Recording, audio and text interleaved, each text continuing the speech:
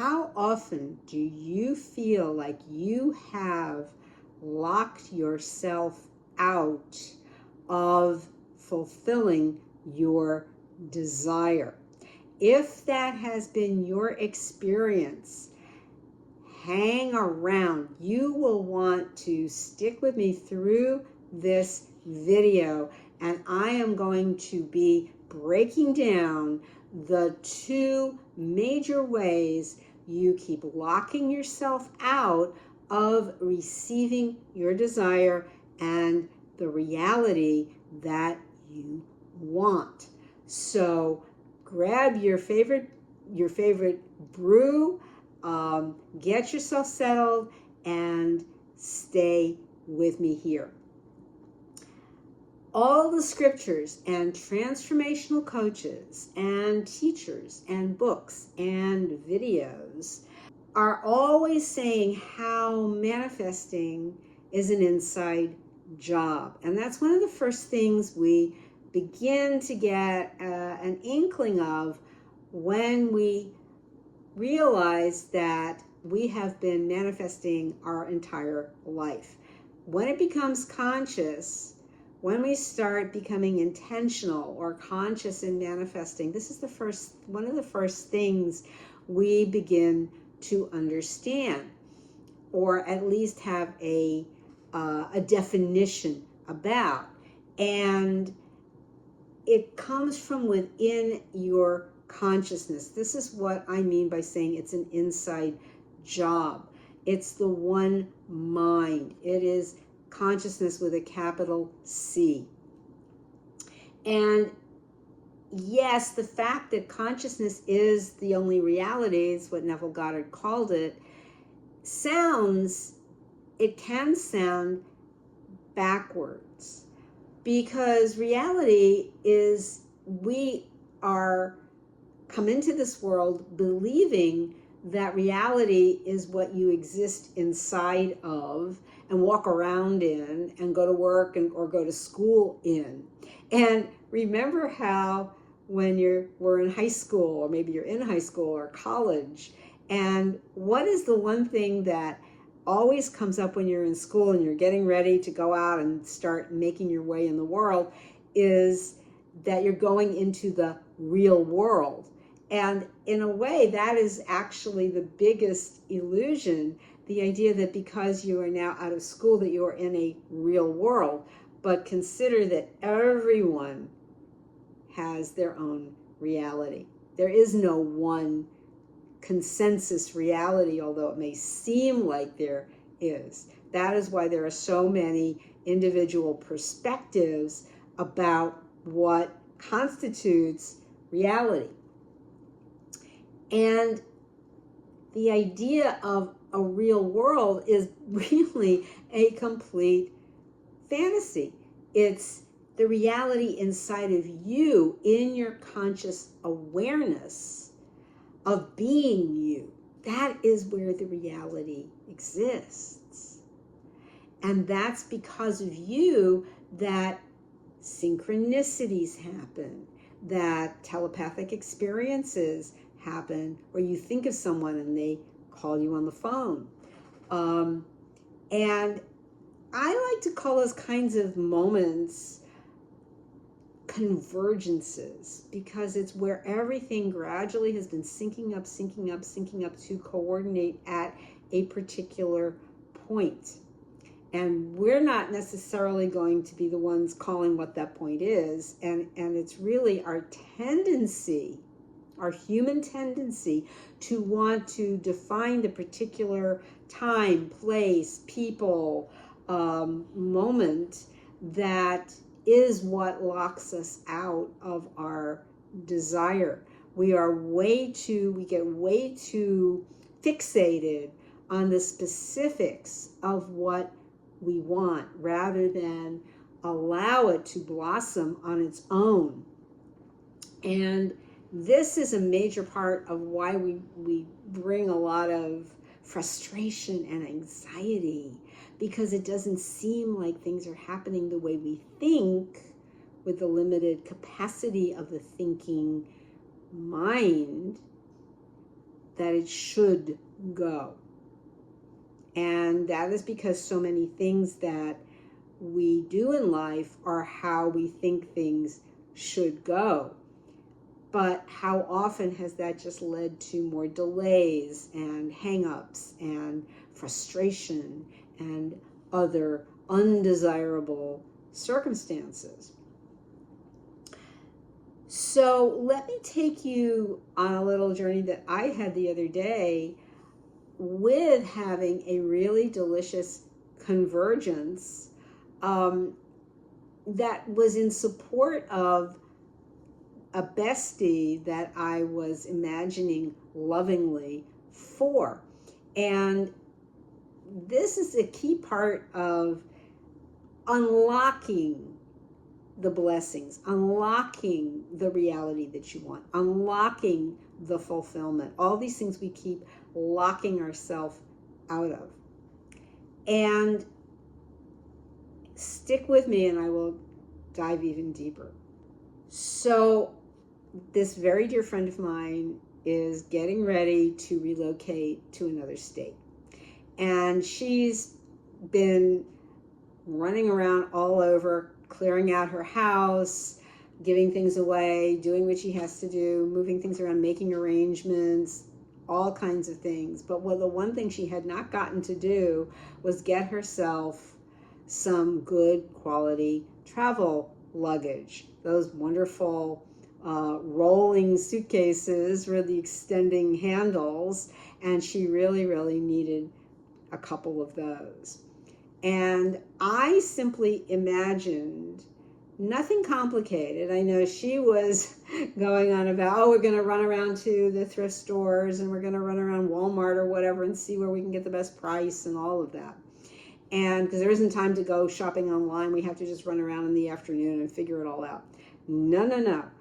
I just took it a step back and I imagined lovingly for her that she had gone off on her flight with her wonderful new travel cases and had a great and easy experience. And with all the other details she had to take care of, another thing that she really couldn't afford was to spend more time running around trying to find those travel cases. I simply just left it to the universe to show me where to go. And a few days ago, I was driving toward the supermarket, which is about a mile west of where I live. And about 3/4 of the way there is a little shopping plaza. I had not been in a long, long time, and it has a thrift store in it.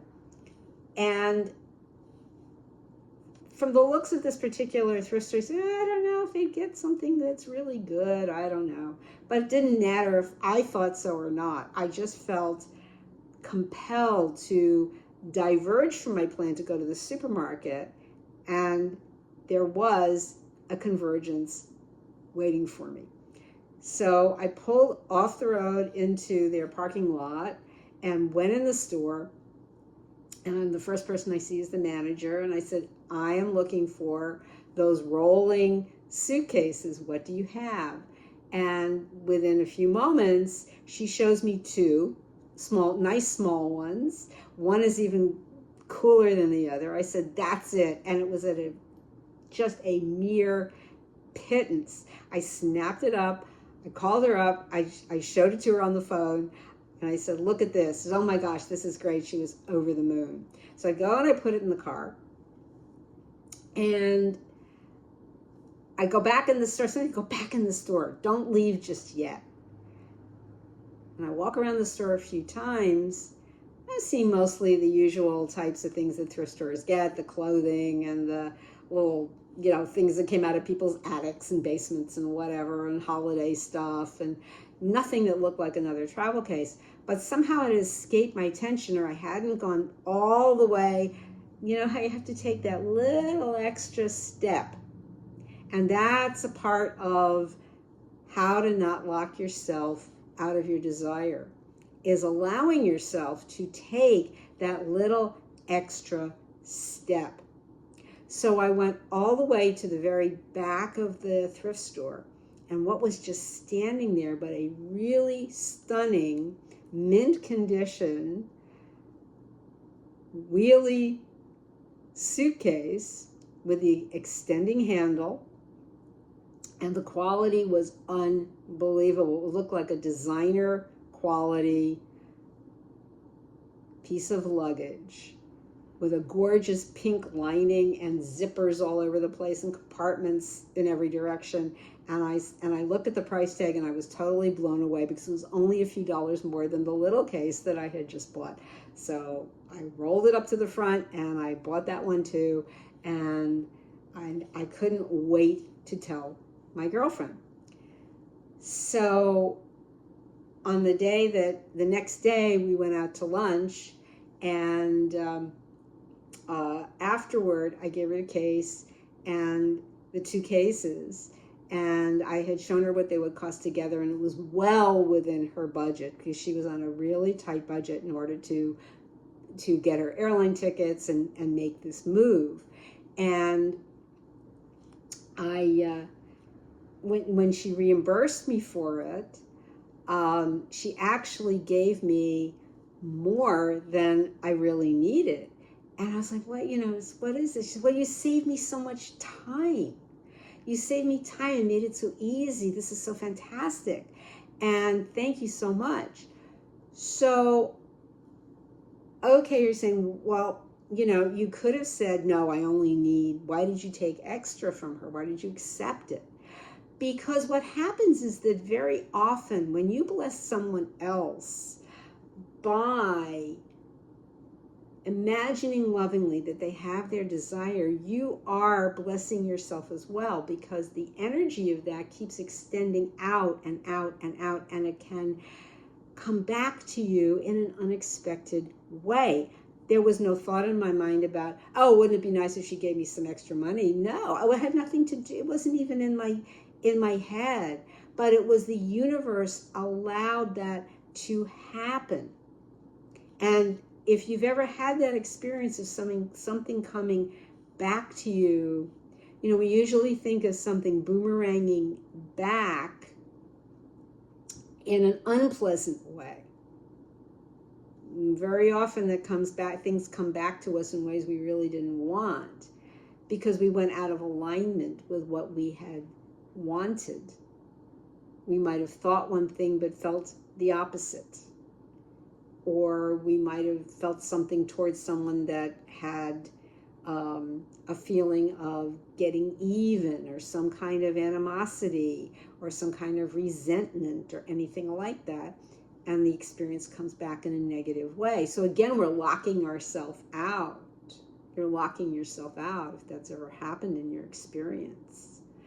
So where there is love will move anything that is not love or loving out of the way to make room for more love. And that includes abundance in many different forms.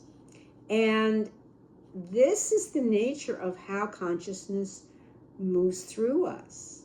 It's sort of, in a sense, you could say it's using us, and consciousness does that. The frequency of the divine, the frequency of God, that energy, which has sometimes been called that God is an acronym for general organizing divinity, that arranges and rearranges things in ways that we could never with our limited mental capacity. The mind, the physical mind that we have, yes, we use it for things that we're memorizing, and where we put the car, and how something functions, and how to fix something, or whatever. But inspiration and motivation and acceleration and alignment and taking appropriate action in alignment with our mindset, with our consciousness, with our state, with what we have assumed, the state we have assumed. Interesting how these all begin with the letter A, the first letter of the alphabet. That moving forward is based on bringing all those forces together and rearranging them in a way that gives you what you want. But when we are holding off and we have that feeling of don't wanna, or resisting that urge, that nudge from the universe that says pull off the road, diverge. So it's diverging in order to converge. In order to have that convergence takes diverging from the same old, from the pattern or from the habitual choice that does not support us. We make choices all the time that do not support us because why? We feel, this is another reason we have locked ourselves out of our desire. We feel unworthy or undeserving of having it. We feel guilty or ashamed or self-judging that somehow it's too good for us or we're not capable of living up to it in some way. And in those ways too, we lock ourselves out. And if this has been your experience, type me in the comments, just me in the comments, or that's me. Because it's about awakening and aligning. I did a video on this recently. Awaken, align, allow. It also involves assume that you are what you are saying you want to be, or having what you want to have,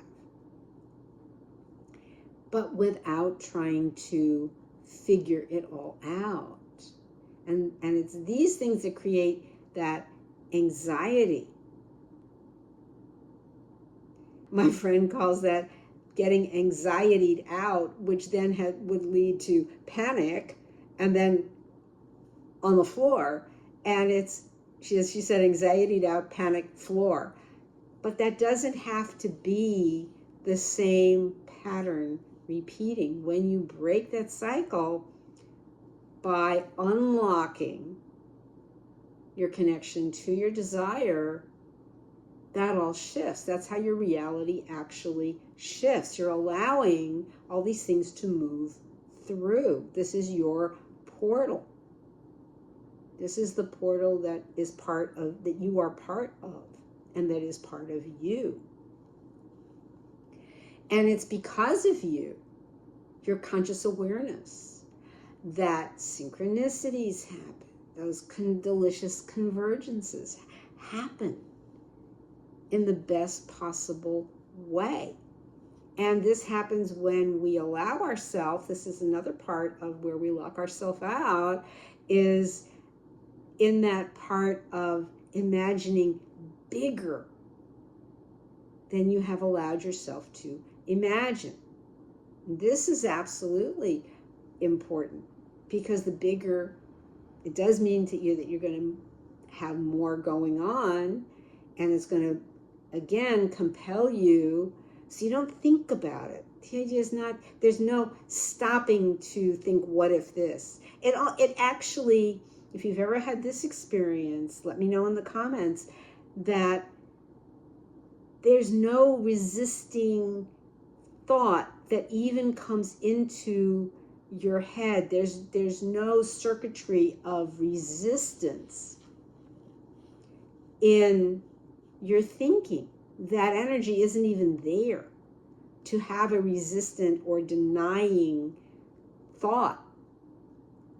It just doesn't even come into the picture. All you know is you are being moved, and you're allowing yourself to be moved. That is surrender, to allow yourself to be moved in the best possible way to achieve the goal. And this is the universe. You're allowing the universe to move you. And that's sometimes called in spiritual circles sweet surrender. It's a very sweet feeling, because it's very easy. You know, it's just that feeling of it's actually a very nourishing and loving feeling. There's nothing, there's no fear, there's no resisting, there's no panicking, there's no what ifing. It doesn't even show up. You're in another entirely different dimension of consciousness. You have leveled up literally into a much higher frequency. And it's so easy. It's almost like, did that really just happen? It was that easy, that fast? Yes, because it's moving at a speed that the mind can't even comprehend. You just know that it's done. You just have that feeling. And that makes it all the sweeter. And it was the same thing with whether it's a little suitcase, whether it's finding a wonderful house, whether it's coming into some amazing way that you come into having a new vehicle to drive. And you don't even know, but it comes from feeling worthy. It comes from feeling deserving. And even if, yes, doubt definitely gets in the way of deciding it's okay to have what you want. There's either doubt or deciding it's okay. So that's yet another way that you can be. I talked about 2 ways of being locked out. There's at least 2. I wanted to specifically start with a couple, and I will be making more if you want to see more videos in this series about deservingness and unlocking your desire and how to stop locking yourself out of it. Let me know in the comments. There will be more coming. So just want to see what your enthusiasm. I'm imagining a lot of enthusiasm, and watching these, you're going to want to binge the whole series when they're all out. Because anything that brings in that anxiety is really an old implanted belief about your own worthiness that may have come from a family member, may have come from somebody at school, may have come from some work experience or some sort of experience that had that left a negative or bad taste in your mouth, literally, which sounds facetious, but it's not. It's something that just didn't sit right, but that went deeper than that you couldn't shake off. And then it becomes part of your experience, but it's a false belief. It's a false belief about yourself, about your power, about your ability as a master manifester. You have infinite power, infinite ability. It's eternal power to keep choosing to move differently, to awaken, to have alignment and allowing and assuming awareness and taking action and making another choice, choosing differently. So yes, there's lots more sides to this picture of locking yourself out of your manifestation. And there are other big ways that we block ourselves. And yes, I will, as I was saying, I will be talking about this more in future videos. If there's any particular one you would like to see me discuss, drop it in the comments. And while you're there, if this resonated, give this video a like, share, subscribe, hit the notification bell, and enjoy all the other content on my videos. There's now close to 300 pieces of content here, free content.